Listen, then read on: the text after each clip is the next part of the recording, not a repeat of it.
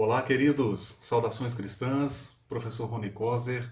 É uma alegria estar aqui com vocês novamente em mais um dos nossos vídeos aí, do nosso curso de interpretação bíblica à distância ou hermenêutica EAD. E podendo então dar continuidade aí ao nosso curso, eu quero aproveitar aqui para convidar você a visitar o nosso site, o site de Teologia e Discernimento. Na verdade, eu até acredito que a essa altura do curso você com certeza já passou por lá, já baixou conteúdos. Peço que nos ajude a compartilhar o site. E o meu desejo é que o site possa realmente estar sendo útil a você que, porventura, já faz uso lá desse espaço que nós temos na internet.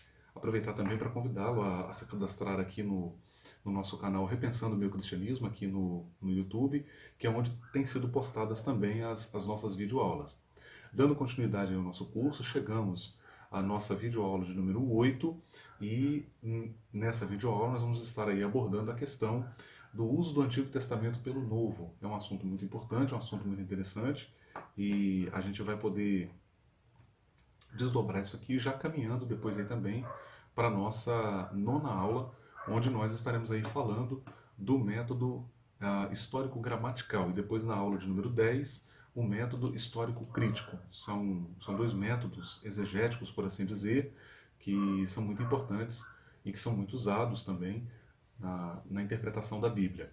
Hoje estaremos falando sobre o uso do Antigo Testamento pelo Novo e isso não deixa de ter também certa relação com a questão desses dois métodos, o método histórico-crítico, histórico-gramatical, até porque a maneira como esse uso é feito, ele vai ser entendido de formas diferentes dentro dos respectivos métodos. Então, muito bem, começando aí pelo nosso método, começando aí pela questão do uso do Antigo Testamento pelo Novo, abordando então o conteúdo da nossa aula de agora, essa oitava videoaula, a gente começa trazendo aí uma definição do que de fato, do que se trata, né, o assunto, o que é que nós queremos abordar com essa temática. Lembrando que esse é um assunto muito importante porque a gente até negligencia o fato, esse é um princípio hermenêutico muito importante, a gente não pode, por mais que a gente acabe negligenciando isso na nossa vida na igreja, nas nossas liturgias, a questão de que o Novo Testamento ele é construído à luz do Antigo. Existe ainda, isso é muito forte, existe uma predileção no contexto da igreja, uma predileção muito grande pelo uso do Novo em relação ao Antigo Testamento. A gente acaba às vezes até negligenciando muito o Antigo Testamento e o uso que nós fazemos do Antigo Testamento ele é fragmentário. A gente geralmente se reporta lá a segundo Crônicas 7,14, Salmo 23, Salmo 91, e outros textos que são muito conhecidos no Antigo Testamento, algum outros salmos e por aí vai provérbios, mas geralmente um uso fragmentário, né? Esquecemos que o Antigo Testamento representa aí 3/4 da Bíblia ou 75% do conteúdo literário da Bíblia. Então é uma parte sem dúvida importantíssima e foi a Bíblia que Jesus usou, foi a Bíblia que os apóstolos usaram, até porque o Novo Testamento estava em construção ainda e o Novo Testamento ele é construído à luz do Antigo. Esse é um fato muito importante, é um fator que a gente precisa considerar na interpretação da Bíblia. Não dá para tirar isso de mira quando a gente pensa a questão da interpretação da Bíblia. Na nossa apresentação, então, e já na primeira tela, a gente traz um texto onde afirmamos o seguinte: por vezes, o Novo Testamento alude a textos veterotestamentários, e não apenas alude, como faz muitas citações diretas. E esse uso, por vezes, ocorre para justificar doutrinas e eventos que envolveram a vida e o ministério de Jesus. Então perceba, isso aqui é muito importante, porque você nota que os fatos que envolveram a vida de Jesus são entendidos pelos autores do Novo Testamento, não só por Paulo nas suas epístolas, por Pedro, por João, mas pelos evangelistas também, escrevendo lá os 4 evangelhos. Eles vão abordar fatos históricos que aconteceram com o Senhor Jesus, que envolveram a vida de Jesus, e vão dizer que esses fatos são cumprimentos de profecias narradas no Antigo Testamento. A gente até lembra um pouquinho aqui daquela lei da dupla referência, que nós já abordamos isso aqui no curso, e a maneira como eles liam essas profecias e entenderam que elas estavam também se cumprindo ali na vida e no ministério de Jesus. Então perceba, esse é um uso muito intenso. Você vai ter várias ocorrências no Novo Testamento desse ponto que nós mencionamos aqui, que você tem aí na sua apresentação também, que você recebeu por e-mail. Então veja, eles olhavam para profecias e aplicavam essas profecias à vida e ministério de Jesus. Não apenas a vida e ministério de Jesus, estritamente falando, mas também nas suas implicações para a igreja. Paulo mesmo vai fazer muito isso, ele vai, até de forma alegórica, lá em Gálatas 4, ele vai olhar para duas figuras históricas do Antigo Testamento e compará-las, né, fazendo ali uma alegoria, vai compará-las com aquela questão da antiga aliança e da nova aliança, né? A nova aliança, a antiga aliança dando lugar à nova aliança, ele mostrando a superioridade. Então veja, de alguma forma mostrando a aplicabilidade disso também em relação à igreja na era da graça. O que gera muitas vezes uma certa dificuldade no estudo, nessa análise que é feita dessa relação Antigo-Novo Testamento, ou Testamentos, né? A relação entre esses dois testamentos, é que às vezes parece que os autores do Novo Testamento, ao usarem determinados textos do Antigo Testamento, eles estão vilipendiando o sentido original. E aí a gente volta, tem algo que eu já havia mencionado para vocês aqui, a gente volta naquela questão do sentido e da significação. Então o sentido ele é rigoroso, ele é rígido, o sentido ele é exatamente aquilo que está ali dentro do contexto histórico imediato, né? E a significação pode ser algo, pode ser uma compreensão que vai diferir daquele sentido exato, né? Daquele sentido primário. Vamos ilustrar isso aqui com um exemplo que vocês já conhecem, que nós trouxemos aqui também no curso. O caso lá do Salmo 23. O sentido do Salmo 23 é: o Senhor cuida do seu servo como um pastor cuida das suas ovelhas. Então isso aí é o sentido, isso aí, o que passar disso é de procedência maligna. Mas na significação, o Salmo vai assumir outros significados, por assim dizer, para o leitor contemporâneo. Então, embora você não corte esse vínculo com esse sentido primário que está lá, que reside no texto, que é o exegético, mas por outro lado você aplica de alguma forma, você permite que o texto se desdobre para o leitor contemporâneo. Isso é muito interessante. Você vai ter um hermeneuta francês que faleceu recentemente agora, inclusive na minha pesquisa de mestrado eu dialogo um pouco com a obra dele, que é o Paul Ricoeur, e o Ricoeur trabalha justamente essa ideia do encontro do leitor com o texto. E embora Ricoeur ele vá discordar da proposta de Jacques Derrida com seu desconstrutivismo, ele vai dizer que o sentido do texto não reside no autor do texto, e sim no leitor contemporâneo. Paul Ricoeur ele não vai nessa direção, e embora ele também não privilegie o autor, mas ele também não negligencia o papel do autor, né? E Ricoeur ele vai enfatizar muito essa questão do encontro do leitor contemporâneo com o texto, e como que essa significação é feita, trazendo inclusive sentido para a sua própria existência, para a sua própria historicidade. A proposta dele é bem interessante e cabe até a gente pontuar aqui, trazer essa observação aqui no contexto que nós estamos falando, porque de alguma forma você percebe isso nos autores do próprio Novo Testamento, que estão tomando textos que são textos que mesmo para eles, né, para nós muito mais, mas mesmo para eles são textos muito antigos, que estão até séculos distantes deles, e no entanto eles tomam esses textos e na significação atribuem um significado diferente para esses textos ali, conforme o seu contexto. Um exemplo clássico que a gente dá aí é o exemplo de Mateus 2,15, Mateus capítulo 2, versículo 15, que está citando Oséias capítulo 11, versículo 1. Veja que Mateus 2,15 trata meu filho como uma pessoa. Do Egito chamei a meu filho. Mateus vai dizer, quando os pais de Jesus voltam lá do Egito com Jesus. Aí Mateus diz, olha, isso era para que se cumprisse o que diz o profeta, do Egito chamei a meu filho. Meu filho ali, em Mateus, é Jesus, é um indivíduo. Mas quando você vai lá para a profecia que ele está usando, que ele está citando, que é a profecia de Oséias 11:1, meu filho lá não é um indivíduo, não é um sujeito, é uma nação, é um povo. Do Egito chamei a meu filho ele é Israel. Tá? Então, por isso que eu disse anteriormente que parece que o autor está deturpando o sentido primário do texto, e não necessariamente. Quando você percebe esse uso que é feito, essa relação que é feita, você percebe que há um processo de significação. Então, a significação ali, para o caso de Mateus, é que o texto foi aplicado à vida de Jesus. Muito bem, quando a gente fala desse uso neotestamentário dos textos do Antigo Testamento, a gente pode falar em termos de citações, alusões e ecos. Tá? E aí a gente tem, em primeiro lugar, as citações, que seria algo próximo de uma tradução literal. Então, assim, quando a gente fala de uma citação, mesmo hoje, né, nos nossos trabalhos acadêmicos que a gente desenvolve, quando você fala de uma citação, a gente fala de citação direta e citação indireta. Né?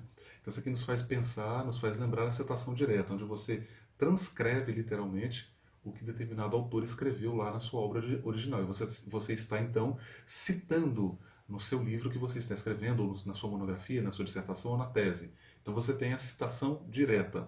Então perceba, no contexto aí do uso do Novo Testamento, do uso do Antigo, perdão, do uso do Antigo Testamento pelo Novo, a citação é algo que está próximo de uma tradução literal. Claro, evidentemente, óbvio que os autores lá do Novo Testamento não tinham os recursos que nós temos hoje, como recuar 4 centímetros, reduzir a fonte para 10, tal, nota de rodapés. Não tinha nada disso. Mas é interessante que você consegue perceber que, em muitos momentos, ao fazer uso de determinados textos do Antigo Testamento, eles estão praticamente quase que transcrevendo realmente o que está lá no Antigo Testamento. Então, isso seria uma citação. Uma alusão é um texto que envolve o uso de várias palavras e expressões. Então, não necessariamente é uma citação. Já não é tão preciso como na citação, mas está aludindo a um texto do Antigo Testamento. E você percebe isso pelas palavras, pelas expressões que estão sendo usadas. Seria algo como uma citação indireta. Ele está trabalhando com uma ideia que não é dele. Ele está usando a ideia que já foi desdobrada, que já foi escrita lá no Antigo Testamento. E no caso do eco, seria o uso de um tema ou de alguns termos de algumas passagens. Então seria talvez aí uma citação um pouco mais indireta ainda. Você percebe a presença de elementos veterotestamentários naquela passagem, mas que não caracteriza nenhuma citação e nenhuma alusão, mas é um eco, ou seja, aquele ensino que está presente lá no Antigo Testamento está influenciando a maneira do autor escrever no Novo Testamento, está orientando o pensamento dele ali no Novo Testamento. Critérios para identificar as alusões, como é que você percebe essas alusões no texto bíblico. E aí nós temos o Richard Reis, que é citado por G.K. Bailey, lembrando que esse Bailey que estou citando aqui, inclusive eu vou utilizar duas obras dele que você tem no final da apresentação e também no texto base você tem nas referências bibliográficas. Ele é um especialista no uso do Antigo Testamento pelo Novo. Se você quer aprofundar a sua pesquisa, se você quer cavar mais nessa temática, eu sugiro a você adquirir as obras aí do G.K. Bailey, que esteve no Brasil, inclusive, há não muito tempo atrás. Então veja, o Richard Reis, aí, citado pelo Bailey, ele propõe alguns critérios para se identificar uma alusão ao Antigo Testamento no Novo. Vejamos aí, o primeiro critério que ele coloca é o critério da disponibilidade. O texto-fonte, neste caso, o Antigo Testamento grego ou hebraico, devia ser acessível ao autor. Esse autor esperava que seu público reconhecesse na primeira ou segunda leitura a alusão pretendida. Então isso aqui é bem bacana, por quê? Porque demonstra que, na verdade, você tem um uso que é percebido, que estava acessível não apenas ao autor do texto, mas também aos seus leitores. Um outro critério que ele coloca é o critério do volume, grau considerável de repetição literal de palavras ou padrões sintáticos, ou seja, se aproxima de fato do texto original que ele está citando, do texto antigo testamentário que ele está citando. Outro critério, a recorrência. Há referências no contexto imediato ou em outra parte do mesmo autor ao mesmo contexto do Antigo Testamento do qual deriva a suposta alusão. Então, note, vocês já estão percebendo que tem critérios, Você consegue identificar isso no Novo Testamento. Não é o autor do Novo Testamento não foi lá e por acaso ele citou e ficou parecido com o Antigo Testamento. Não, eles tinham um conhecimento muito profundo do Antigo Testamento. Você percebe que alguns autores do Novo Testamento, evidentemente, têm um conhecimento maior do Antigo Testamento, como o autor da Epístola aos Hebreus. Ele está o tempo todo trabalhando ali com o Antigo Testamento. É alguém que conhecia muito as Escrituras do Antigo Testamento. Mas em linhas gerais, nesse uso que se faz do Antigo Testamento pelo Novo, você percebe que há uma coerência, que há encontros ali, que é um uso consciente que se faz do Antigo Testamento, seja aí numa alusão, seja num eco, enfim. Coerência temática é outro critério apresentado também para que se perceba esse uso que é feito então do Antigo pelo Novo. A suposta alusão ao Antigo Testamento, nesse caso aqui estamos falando de alusões, né? A suposta alusão ao Antigo Testamento é apropriada e satisfatória, porque seu sentido no Antigo Testamento não só se ajusta tematicamente ao argumento do autor do Novo Testamento, como também o esclarece. Isso aqui é interessante, porque aí você tem a questão da aplicabilidade e o desdobramento do texto que você tem lá no Antigo Testamento, que é o que acontece hoje na pesquisa acadêmica, né? A gente pega muitas vezes um texto de um autor e em cima daquele texto, em cima daquela proposta, em cima daquela conclusão que determinado autor X, eu citei aqui, por exemplo, Paul Ricoeur, em cima de algumas conclusões de Paul Ricoeur, eu vou embasar o que eu estou afirmando e vou até desdobrar o pensamento dele, ou eu vou trazer uma compreensão, uma percepção que é minha, baseando-me numa fala de Ricoeur, onde eu percebo encontros, né, dentro do que eu estou propondo e dentro do que foi proposto por ele. Então você tem isso também no Novo Testamento, é até bem interessante. Um outro critério ainda que é destacado é o critério da satisfação. Será que a alusão proposta e seu uso interpretativo fazem sentido no contexto imediato? Ela esclarece o contexto à sua volta? Aumenta o vigor retórico do argumento proposto pelo autor do Novo Testamento? O uso da alusão resulta num relato satisfatório de como o autor quis usá-la e que efeito esse uso teve sobre o leitor? Então são perguntas importantes que são feitas aqui e quero até provocar você aqui no caso de produzir uma aula, no caso de produzir um artigo científico, você pode ter aqui já no material que você tem disponível já uma fonte de pesquisa para dar um pontapé inicial e assim poder aprimorar o seu trabalho, poder ter uma fonte de pesquisa para você avançar.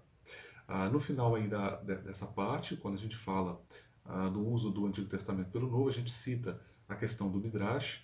Né? O que era o Midrash? O Midrash ele buscava o sentido mais profundo, são formas de interpretação rabínica do Antigo Testamento, o Midrash é uma delas, e ele buscava o sentido mais profundo, para além do óbvio presente no texto.